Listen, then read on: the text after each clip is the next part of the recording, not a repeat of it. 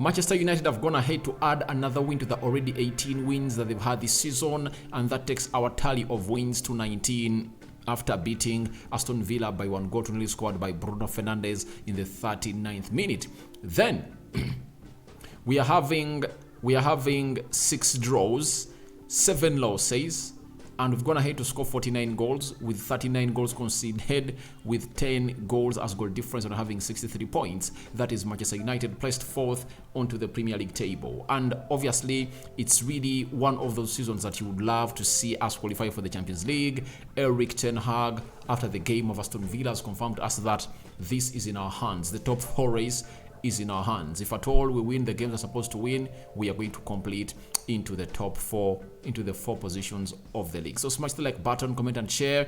And this is the segment that we always come up with after doing the match reaction. It's known as How It Happened, as United put 1 goal past Aston Villa in the full 90, keeping a clean sheet. David De Gea finding himself in a position of really being the goalkeeper to really have kept most clean sheets in the league, and he is really wanting to win a Golden Glove this season. And I think I've taken long without winning it, but it looks like it's going all his way. Now, how did it happen for the full 90? Some highlights are being thrown in by Rokan David from the photos that we got from the game of Manchester United versus Aston Villa. In the 6th minute, Bruno Fernandes had to tussle it out with Douglas Luiz, and obviously Bruno was winning all the battles. In the 11th minute, Marcus Rashford was released by Bruno Fernandes and he came close, and that's how the goalkeeper really found himself saving a team of Aston Villa from conceding the first goal in the 11th minute. And Rashford really used his left foot, and he never found himself scoring again or putting the ball past Emiliano Martinez. Then another long pass was directed from in the deep areas of the midfield by, I think it was Victor Lindelof. Marcus Rashford tried to really run to the goal area, but obviously the goalkeeper Emiliano Martinez came in through and swept it, and it went into Eriksen. When it went in Eriksen just tried to go in for a very bad ball, because right now, if this ball was here and it finds Eriksen here with the goalkeeper off his line, guess what we're supposed to be doing? Hit it at goal, because there are no player in the goal. So I think Eriksen had a very bad anticipation that saw him not really getting on target into that minute. That was the 12th minute, meaning that in just a space of 2 minutes, we would have found ourselves into having the first goal scored. Then in the 18th minute, Aston Villa got their first shot at goal of Manchester United, and obviously it was McGinn going in for a shot, and obviously it was so much saved by David De Gea and Diego Dalot. But there was a penalty call, but when VAR reviewed it, there was nothing like Diego Dalot pushing a player known as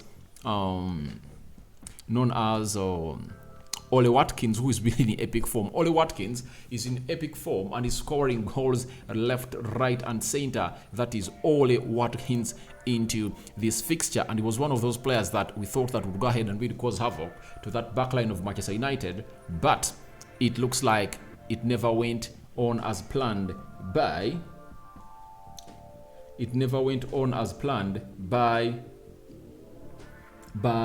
the team of Aston Villa. Then we went to the other part of the first half, where Casemiro was tussling it out with Ole Watkins, the danger man, and obviously Ole Watkins happened to find himself heading it over the bar.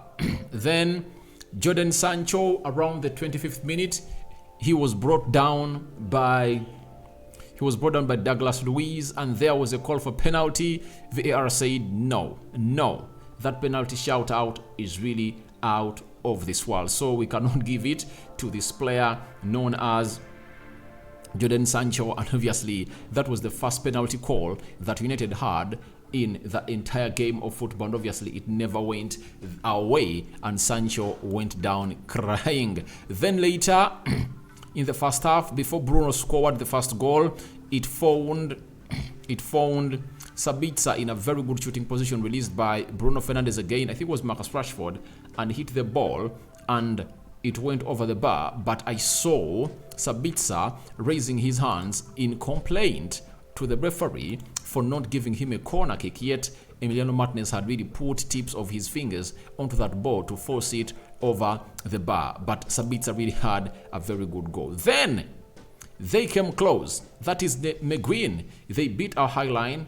After beating our high line, he just found himself in a position of really getting into the Tina's box area of Manchester United, and guess who really slid in and put in a very good sliding tackle? That was Tyrell Malacia blocking McGuinn from really putting that in the back of the net, and it went into throw-in, and that is Tyrell Malacia for you, putting in a shift that everyone was really so much appreciative about. Look at Diego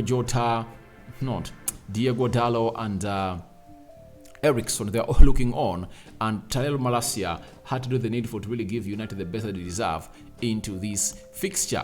Then, in the 39th minute, Bruno Fernandes capitalized onto that save that was forced to be done by Emiliano Martinez by Marcus Rashford, and obviously he had to hit that ball into the back of the net, Bruno Fernandes, and he made it count, and that's how he celebrated, pointing at Marcus Rashford, and then he came in through and really raised his hand in celebration and said, all right, we've gotten this, and obviously we are riding until the end. In the second half, because the first half ended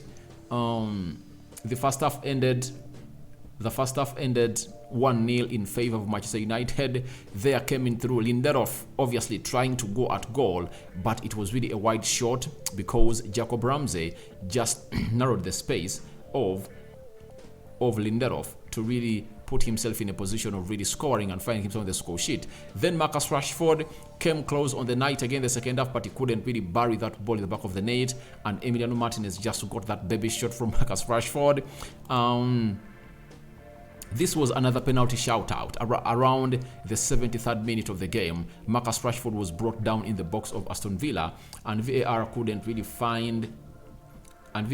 find a reason to really give us a penalty. But I think this was a really penalty call because Rashford was brought down by this defender. Is it Callum Chambers? This defender of a team known as Aston Villa, and obviously the call had to be made, but the referee said no way, I'm giving you that. Now in the 80th minute, this is when they really came in close after Freddie came on for Eriksson, and they really came close. This is Douglas Luiz. He came in close, and obviously he faced the goal of United, and guess what happened? Who saved the day? It was Victor Lindelof heading the ball off the line, as you see him there, and he had a very decent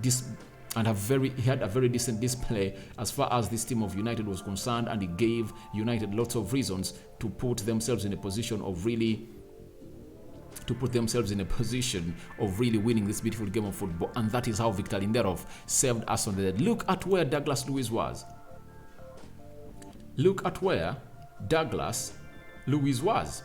You know, almost in the 6 yards area. This is like a penalty shootout, but though the difference was we had a lot of numbers into the goal, but obviously he really found himself in a position of really shooting, and Victor Lindelof found himself clearing that ball off the line, and it never really counted, and David De Gea was all in celebration with his fellow players that they've gone ahead to really clear it off the line in a very decent way all together.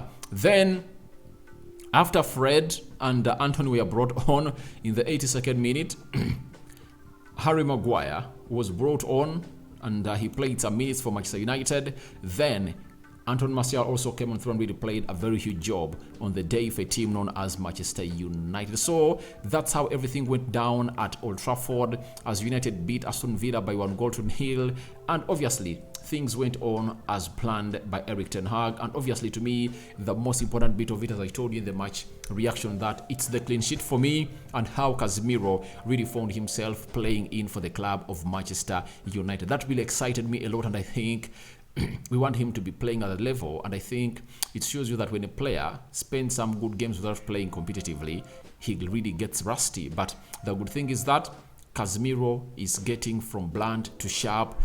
That's where you want him, especially when you're going to play a finale with a team known as Man City in the FA Cup. So guys, your reactions onto United 1, Aston Villa 0 are welcome in the comment section below. It's what we call the How It Happened segment here onto this channel. I cover you all in the precious blood of Jesus Christ. Don't forget to subscribe to this channel so as not to miss out on stories that we do upload in on a daily, because to not miss out on them, you're supposed to hit the notification bell every time you subscribe. That's it. So I'm out. We are returning back with their player ratings. I think we're already having a very decent day tonight. I'm out. Bye-bye.